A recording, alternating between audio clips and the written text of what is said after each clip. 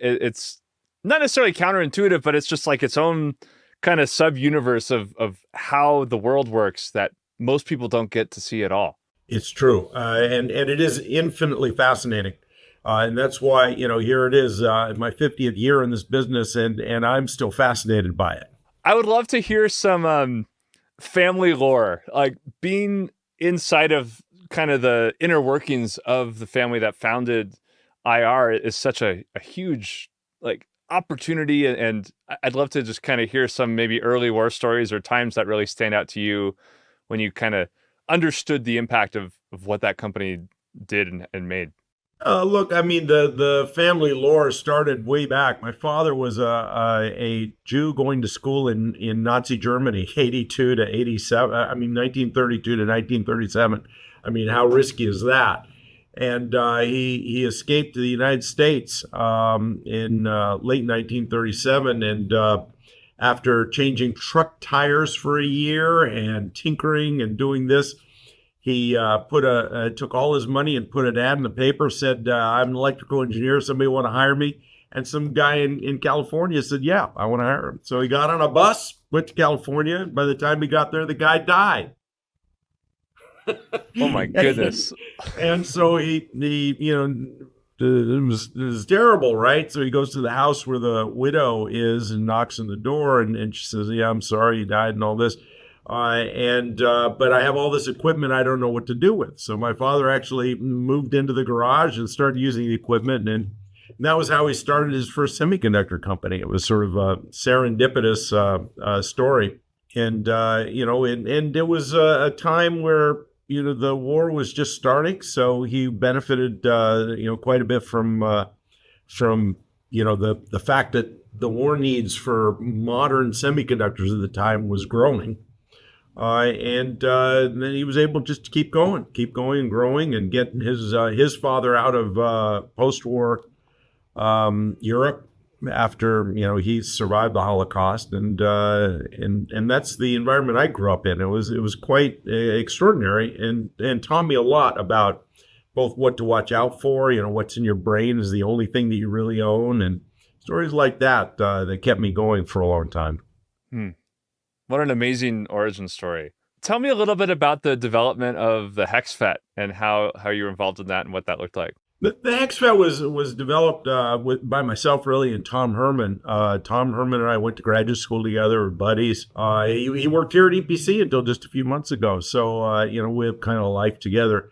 But he and I, decided. Well, our first assignment when we went to International Rectifier, that's the company my father and grandfather founded, was to make a better bipolar transistor. Make a better bipolar transistor. So we right? Talked about it for a while and said, hey, we just graduated Stanford, knew all about the latest integrated circuits, and maybe we'd apply some of that technology to making a better bipolar transistor. But then, quickly became clear that maybe we should make it a field effect transistor. For those in the audience who know the difference, and we pursued that assignment. A couple of things along the way we used to make the mask by hand. You'd get a big drafting table and Mylar and pens and draw lines and you'd make these things that were like 4x4, and then you'd shrink them down to a tiny little device. And I was doing all the drafting on this at this point, and I made a terrible mistake. I drew a line that was the wrong dimension, and the devices, when we made them at first, they worked poorly. They worked, but they worked poorly. And yet we had already committed to a launch date, and my whole life was at stake here. Because, gosh, I was 24 years old. I mean, this is the end of life if you don't get this right. And it really was because of that mistake that we discovered a really fantastic discovery, which pretty much doubled the efficiency of a device. And then from there, it kind of cascaded. And then we figured out making it cellular was better than making it linear. And over a period of months, just a few months, we came up with 7 basic patents that included the hexagonal structure. It included the structure where there were special wells in there for higher voltage. and you were able to bring them closer together by injecting charge. And all those patents turned out to be quite valuable patents. I think we collected almost $1 billion in royalties from them. But it really was this serendipitous necessity is the mother of invention kind of a story. What do you think people miss these days by not having the Mylar in front of them and the X-Acto knife that they're cutting out? They miss a lot of cut fingers. A lot of time for meditation, which may be good, may be bad. But by God, I wouldn't go back to it for anything. Fair enough. Fair enough. We can make different kinds of mistakes now and make different discoveries. Yeah, it's all true.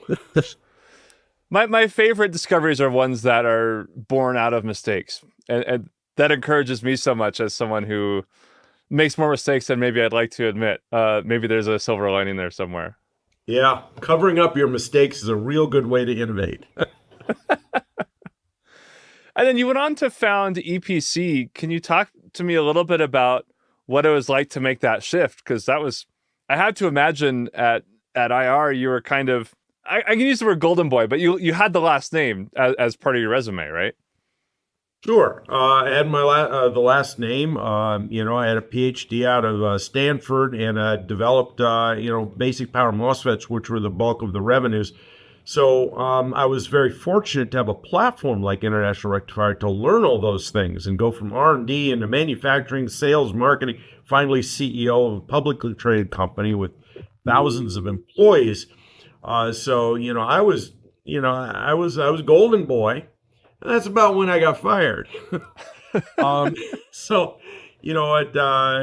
my early 50s, there was a couple of directors, a board of directors that decided that they knew how to run the company better. It was long enough as a family affair and get the old guys out. So my father, me before him, but I was fired unceremoniously, and he was deposed as chairman. Then you have to rethink what you're doing. It was a very big surprise to me. It was very rapid and very shocking. I have to imagine it was quite the shock. How soon did you start to see it as an opportunity versus a setback? So my firing occurred on October 2nd, and I had about 1 day's notice that it would occur.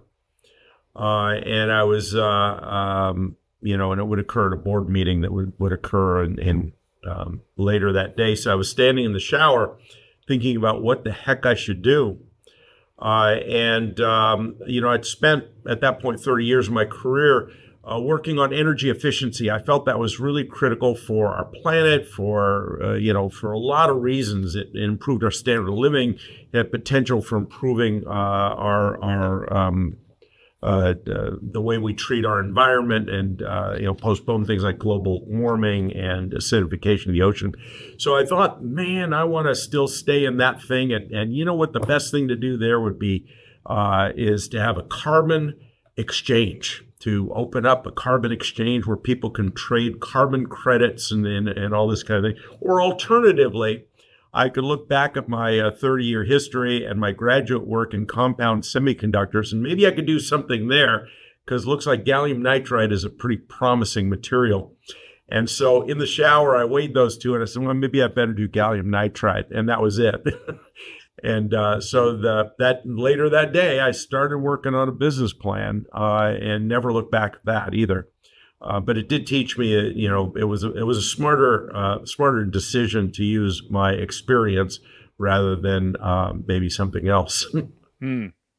How do you separate recognizing a fad from like an actual technical industry trend? So gallium nitride, early days is kind of interesting, but not necessarily well developed. How do you decide, yes, this is something we want to go after? So, gallium nitride was in many ways, it was similar to gallium arsenide. I did my PhD work in the mid-70s in gallium arsenide. And the first thing I did when I graduated was I went to silicon because I thought gallium arsenide will never happen. Well, it did happen, but it didn't happen in the way I thought. And for the reasons that I understood, the difficulty of processing it, the expense of growing the crystal, and the limitations of the device in certain very key areas. So Rather than discarding all the knowledge that I gained as a graduate student, I filed it in the back of my brain. And as silicon hit the theoretical limits at the end of the millennium, I recognized that there was some work done in Japan to grow gallium nitride on a standard piece of silicon. And it was device grade.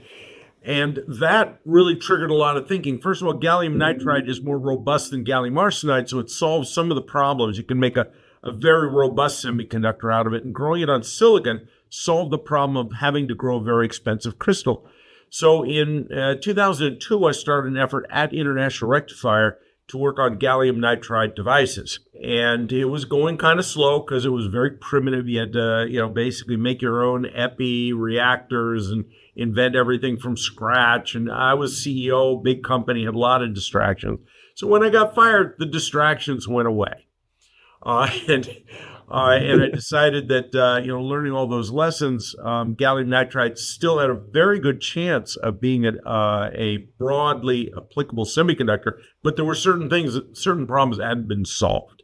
And of course, as a startup, you have very little to lose, a lot to gain. I had no money. I didn't have a golden parachute or anything like that.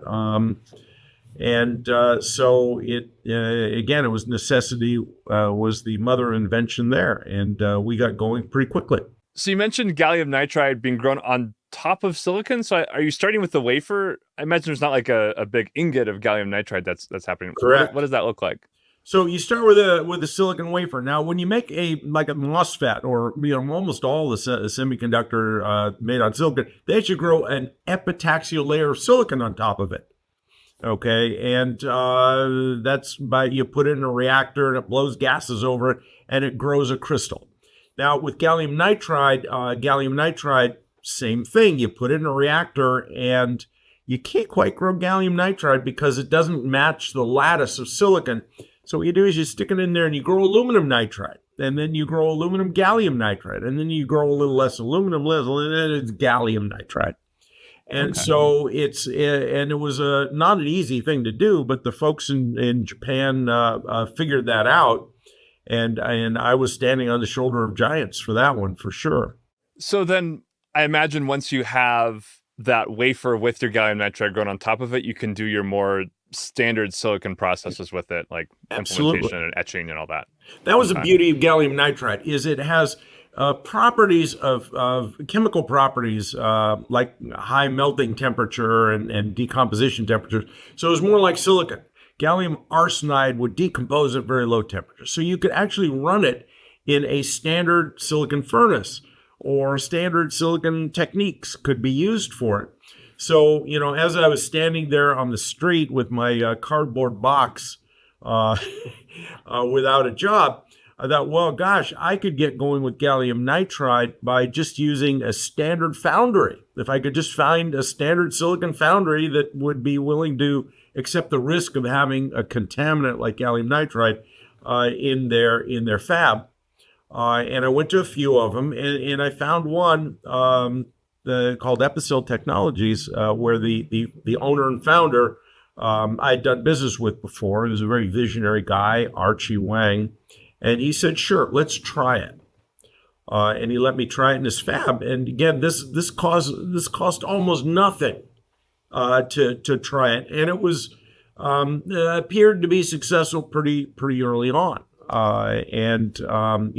We invented some remarkable stuff that was all compatible with silicon processing. And that was a key to a low investment strategy startup.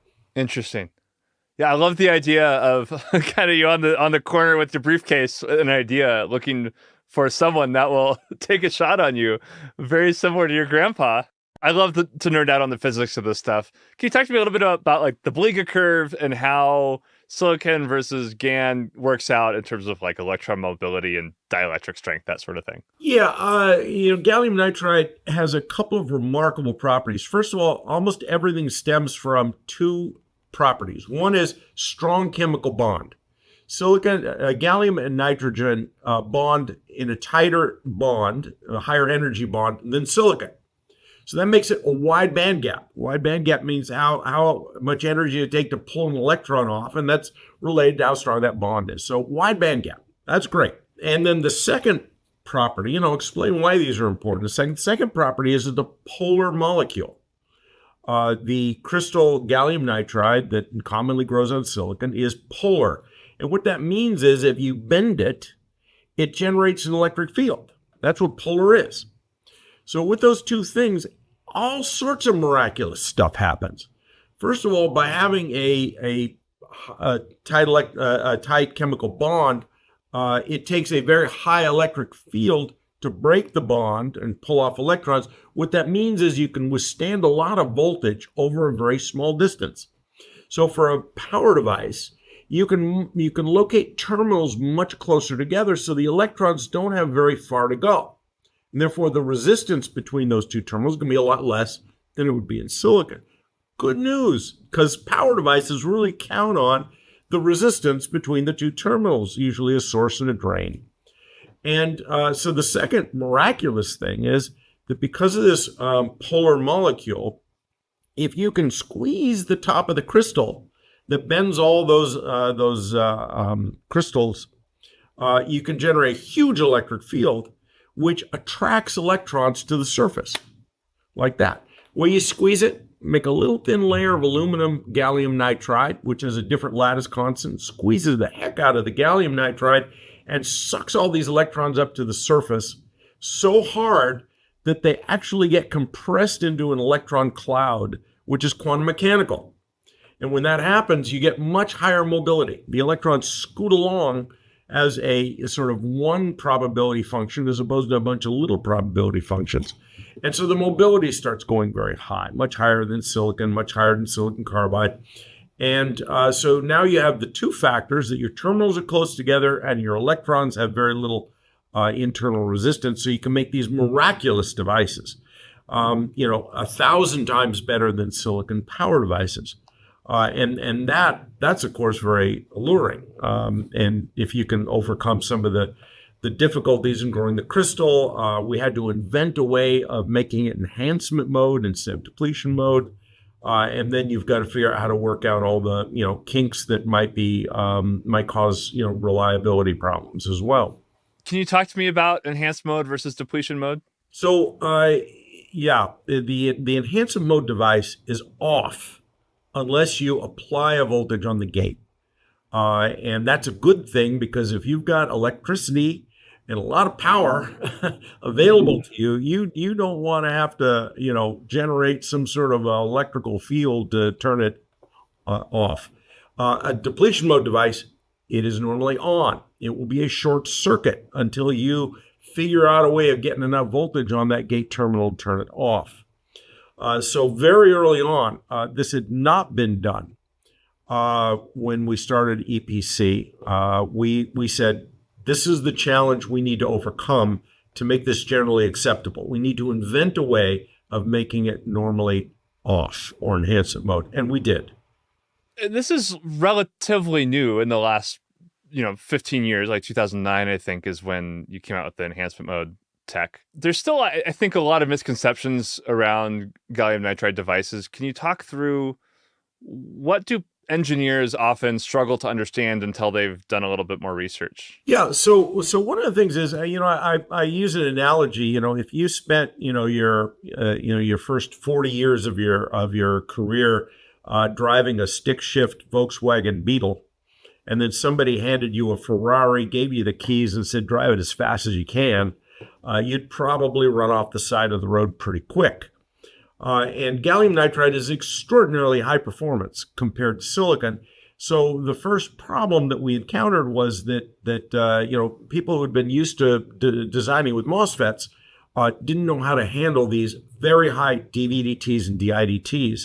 And so designs tend to be flawed the first time, the second time, the third time. And some people would get discouraged. So very early on, we realized that we had to invest an awful lot in education, an awful lot in having technical people that could actually work with the customers directly, which is expensive. It's slow. But I think we work through that. And so, once you work through that, then you've got the next misconception. Gallium nitride's too expensive. You've got to work through that. Gallium nitride's not as reliable as silicon. You have to work through that. And I think now we've pretty much proved all of those old myths to be false. Yeah, I remember maybe 2012, 2013, I was just starting out and someone said, hey, our customer wants this probe. And the specs were like hundreds of volts and, hundreds of megahertz. And it was like, what in the world are these people doing that they need that kind of insight into their design? It turns out it was GaN. Yeah. What are some of the maybe most fun reactions or most surprising reactions you've had as people started to discover this technology? Look, I think that there are some people who just realized that it was the thing that made their business happen. And the first one that we saw, and that was Dave Hall. He was the founder of Velodyne. And Dave came to us very, very early on, right after we introduced our parts, and said, I think that gallium nitride might be the key to something I'm working on called lidar. That's light detection and ranging. He said, because, lidar using silicon just doesn't have the resolution, and so it can't compete with radar. I didn't even know what he was talking about. But he said that with GaN, I can go fast enough that I can compete with radar and I can make some marvelous things. And it turns out that in light detection ranging, you're shooting a packet of photons and measuring how long it takes for them to bounce back to a detector. And in that way, you can measure time of flight, gives you distance. And if you spin it around on a disk, you can see all around you 360 degrees, which is what he was inventing. And that spinning LiDAR became the origin of the early and even today's autonomous vehicles. He was heavily motivated to learn how to use GaN right away and did it very well. So when somebody was very heavily motivated, we knew they could succeed. And so all you had to do was find more motivated people to make the rest of the world understand what GaN could do. What other spaces do you see GaN being used heavily? I know my fast chargers are usually GaN devices, but I know there's more out than that. Can you share some examples? Yeah, I think that when I did the early MOSFETs, when we did the early MOSFETs, we replaced bipolar transistors, and there was a dynamic. Why is it taking so long? What does it take? All this kind of thing. And it really occurred tipping point by tipping point. You found an application that really needed that, and then it would tip over, and then that became the default. With MOSFETs, the first default was the AC to DC silver box that went inside desktop computers. And that just made the volumes high enough that the cost came down, and the next tipping point was actually plotters, and the next tipping point was anti-lock brakes. And it went on like that until, it was so cheap and so everybody knew how to use it. So that's what everybody used. And now today, very few bipolar transistors. With GaN, LiDAR was the first tipping point. It was the first thing that generated enough volume for us to really get kind of fluid and fluent in making it. And then the second tipping point that hit was space electronics. What we knew and were able to demonstrate was gallium nitride could be made so it wasn't susceptible to radiation effects. And silicon devices are very sensitive to radiation. So we were able to then show that you could make stuff that you didn't need shielding for, that could withstand, all sorts of terrible radiation without any ill effects. And so satellite manufacturers kind of got over their risk aversion and started using it pretty early on, and it became a healthy market. I would say the third tipping point that happened was GaN fast chargers. No thanks to me, by the way, or EPC. That was done by Navitas.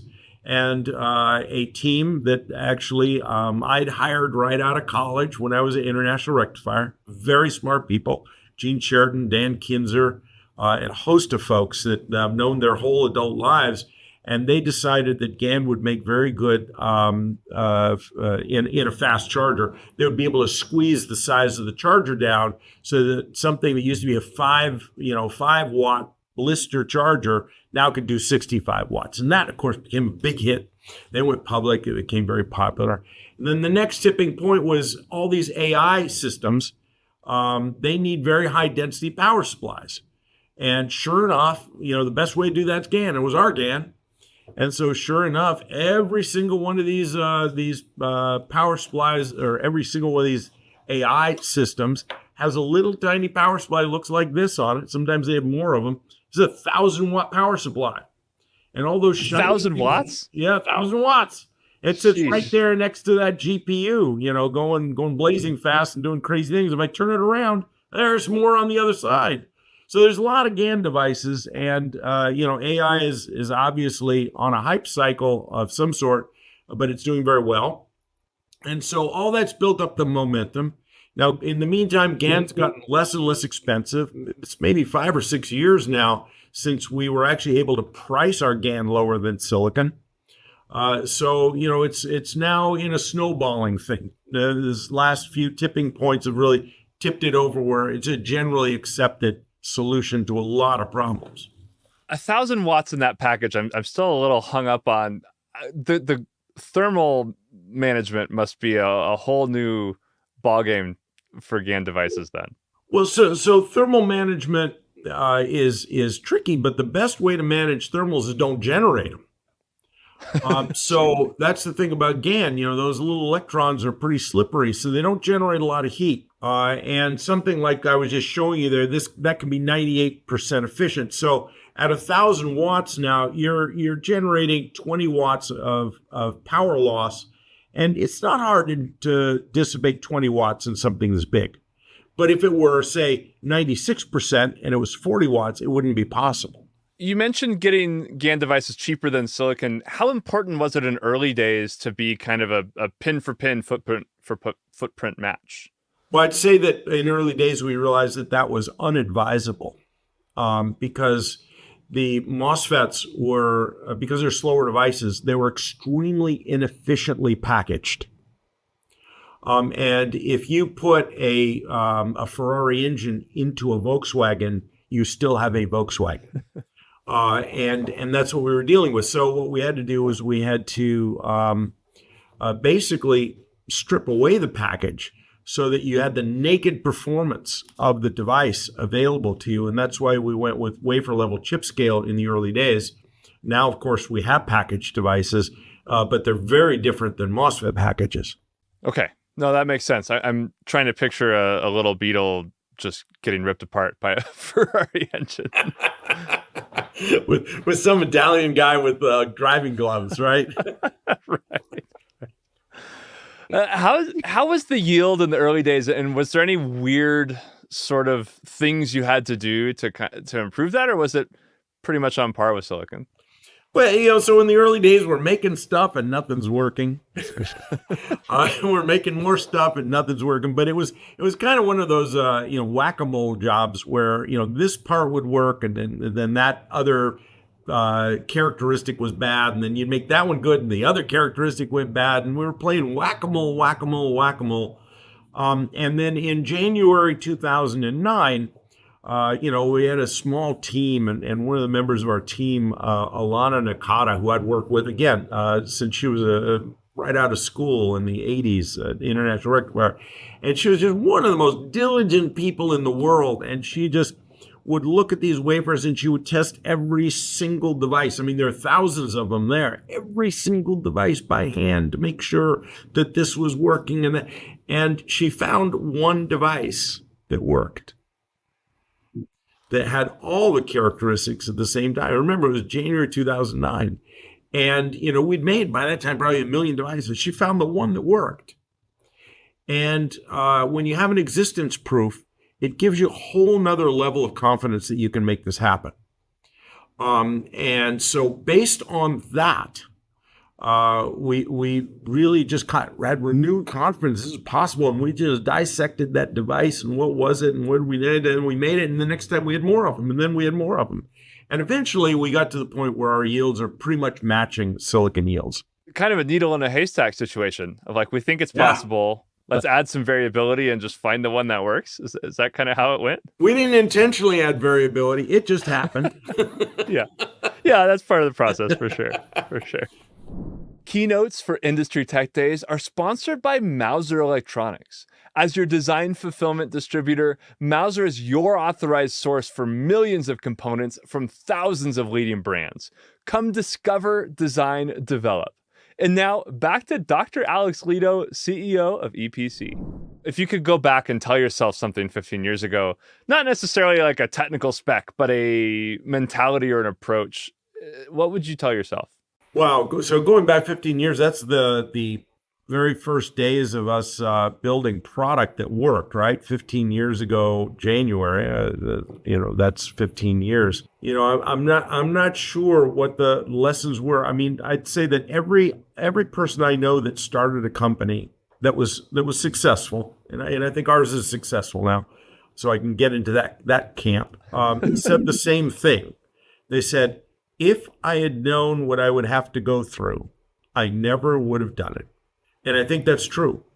It is terrifying to not just start a company, but start a company on an inventive notion, and not knowing what the invention is, and having to do something that you know is going to require more and more funds, and not having those funds. So you have to figure out where to get them. Those are terrifying. I'm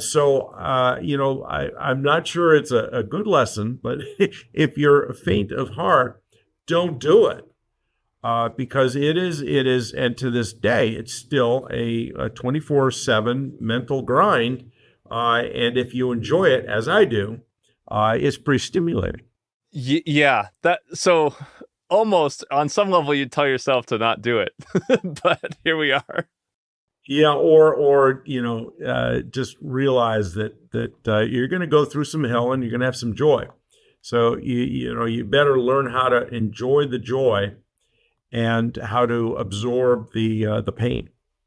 And there's a lot of both. Celebrate the wins, roll with the punches. There you go. Better way of saying it. Let's move future looking a little bit.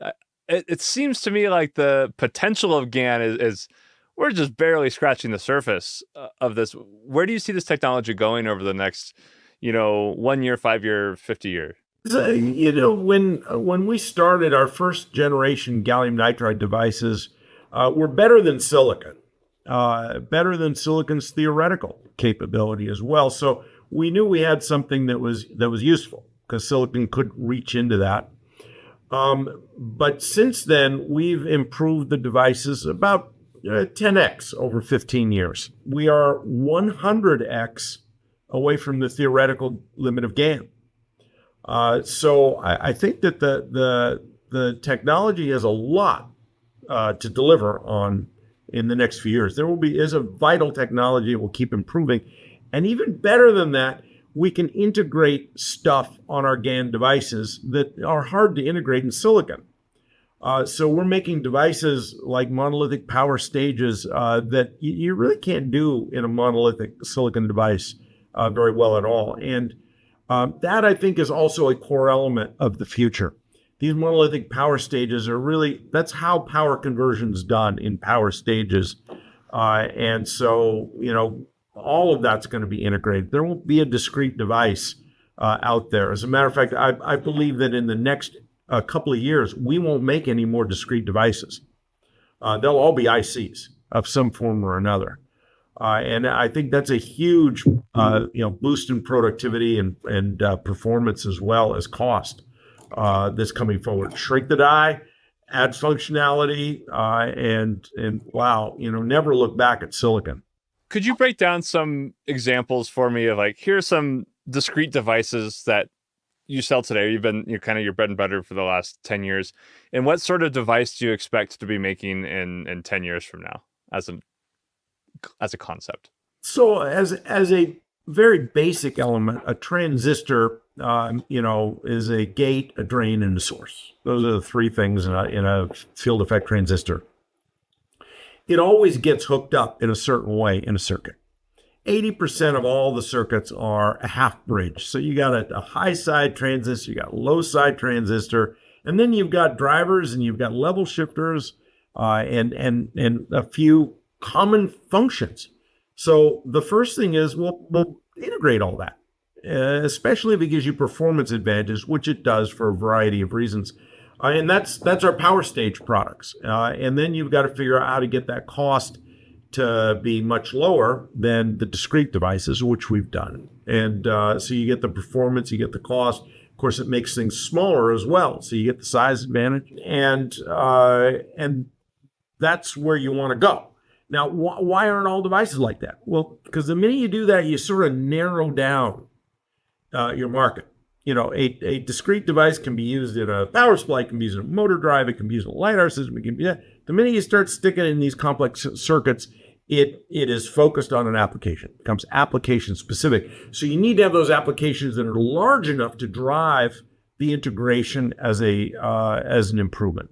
And so we're seeing more and more of those. We're seeing it in lidar. We're adding a driver plus a simple driver plus a transistor makes the lidar much higher performance, and it didn't add any cost. We're seeing it in motor drives, where making these power stages, you put 3 of those power stages together and a controller, and now you have a brushless DC motor. Well, that's a whole lot simpler than doing it with a bunch of MOSFETs. I mean, you're saving 80% of the componentry. And when you're doing something like a drone that flies in the sky, you don't want a lot of stuff. You want to have things as light and small as possible. So there's just an example where these kinds of integration add huge value. In space, same thing. Our ICs are really in high demand for space applications because of the space and efficiency savings. Yeah, I didn't realize GaN was kind of naturally rad hard. Is there anything specific about its physical makeup that makes it less susceptible to that? So parts of it are natural and parts of it are unnatural. So the natural part is gallium nitride field effect transistors, HIMTs. There was a high electron mobility transistor. They don't have an oxide gate. In silicon, you have an oxide that is your MOS. It's the O.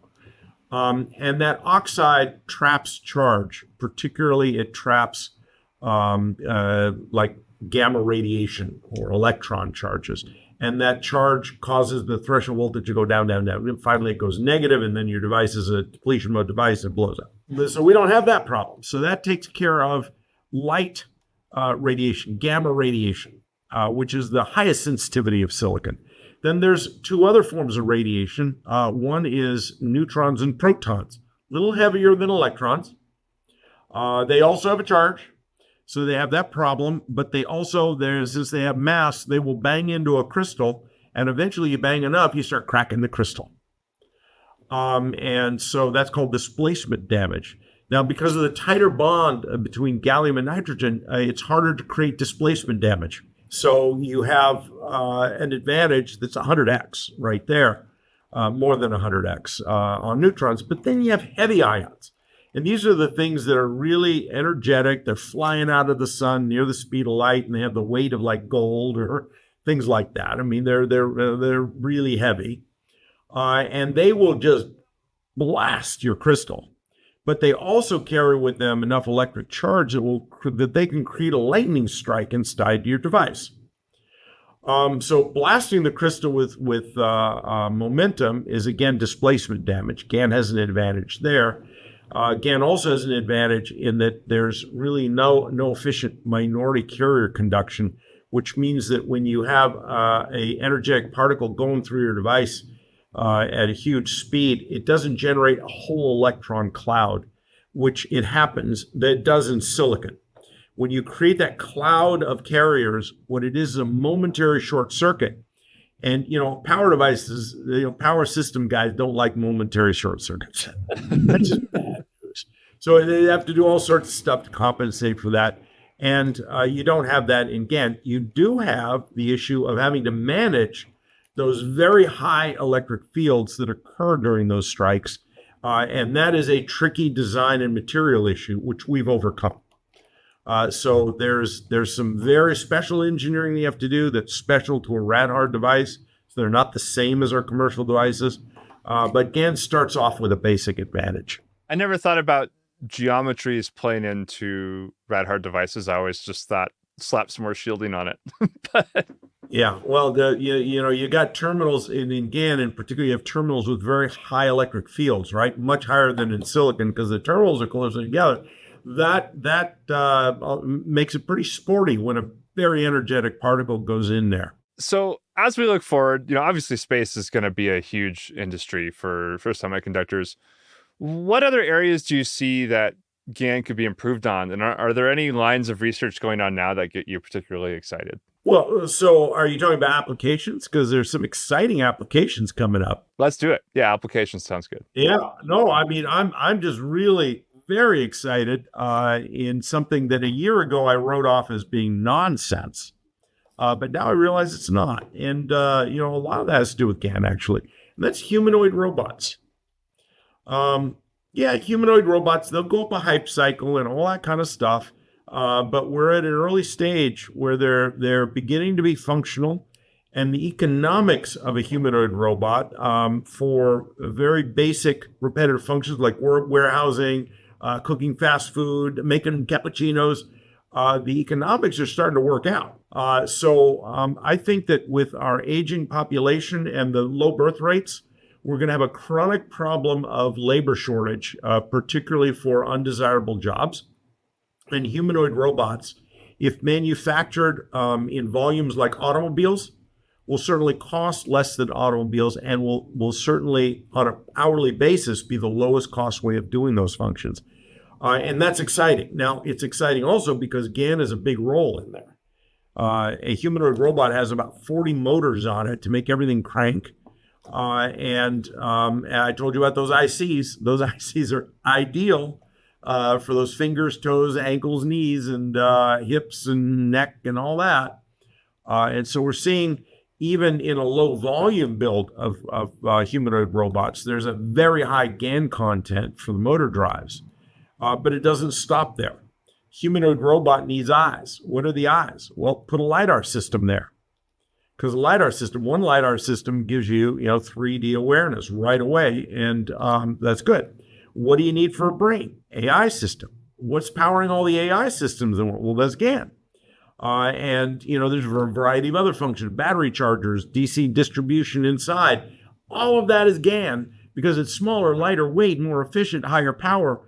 And so it's kind of, when you have a white piece of paper and no preconceived notions, you default to GaN. And the humanoid robot is the best example. And I think it'll be a very important one for our society going forward.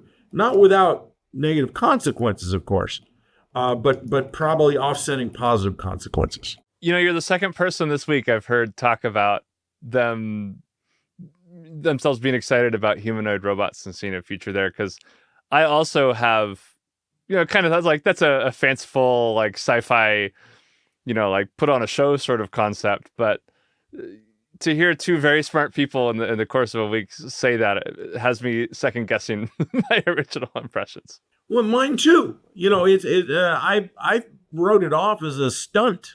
Something that gets a lot of clicks. But now I've studied it quite a bit, and I see that we're still not there, but there is a future, and I want to be in on the ground floor. Speaking of ground floor and people getting started with GaN, you have written the textbook on GaN called the GaN transistors for efficient power conversion. And you have a new version coming out in just a couple months. We have lots of books. Can you tell us a little bit about, why write a textbook? Because that is a massive undertaking. I mentioned earlier about training being something we identified very early on as being critical. Also, we realized that the earlier you get an engineer, the more likely they are to buy your GaN when they graduate. So we thought that we would also invest in, university level training. And the best way to do that is through textbooks, of course, working with professors as well.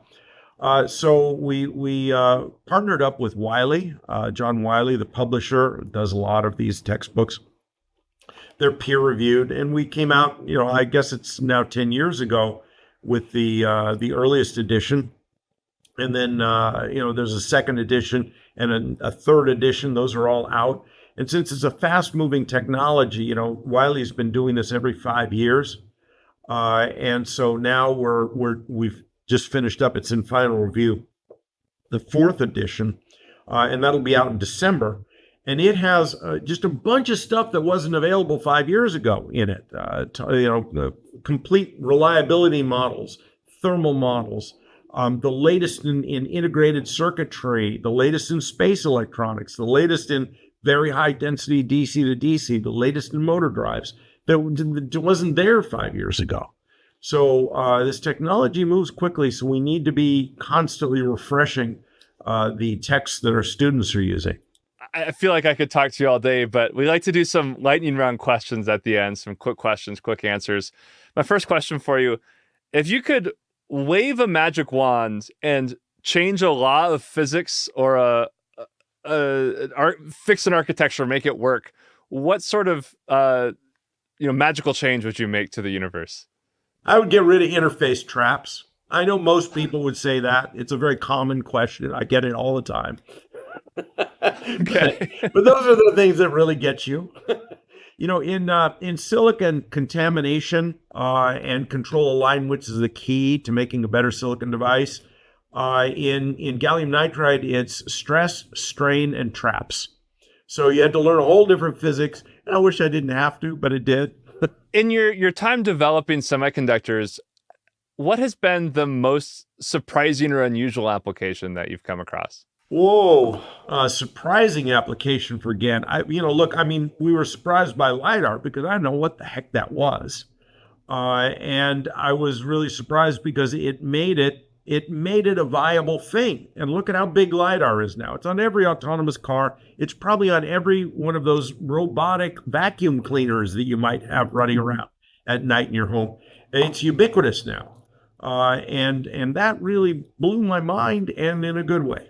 It's amazing how cheaply you can pick up a little lidar. I have one sitting around here. It's just like a little lidar module is like dozens of dollars now. It's really accessible as a technology. Well, if you look at some, really cheap ones, they're sub $1 because it's just firing an LED and seeing what comes back. Sure. That's what those vacuum cleaner robots do. For people who are looking to adopt more GaN or learn more about it, other than your book, how do you recommend people get started in implementing and building themselves like a mental framework for implementing GaN into their devices? I think that there's some very good tools out there. If you go on our website, you'll see a GaN first time right, thing, and it basically walks you through it. The 8 stages of a development of a product. First you figure out what you want to do, and each one of them has resources underneath it that helps walk you through it with GaN. How to select the right device, how to design it so that you don't have you don't have a lot of ringing. How to design it thermally, how to measure it once you've got it, because like you said with the probes. If you measure these things with old probes, you're not going to measure anything because they're too fast. Those are, and there are a lot of resources. There's hundreds of webinars that are available, all of them online. And I would certainly start with GaN First Time Right on our website to get you going, and it'll work. All right. Check out EPC's website. epc-co.com. Wonderful. Well, thank you so much for your time today. This has been a fascinating conversation. It's been a delight. Thanks so much. That was Dr. Alex Lidow, CEO of EPC, and what a great time. Also, thank you to Mouser Electronics for sponsoring today's keynote. While you're here, make sure to go check out the virtual trade show floor and tune in for the live sessions that are starting up right after this. I'm Daniel Bogdanoff, and I'll see you back here for tomorrow's keynote interview.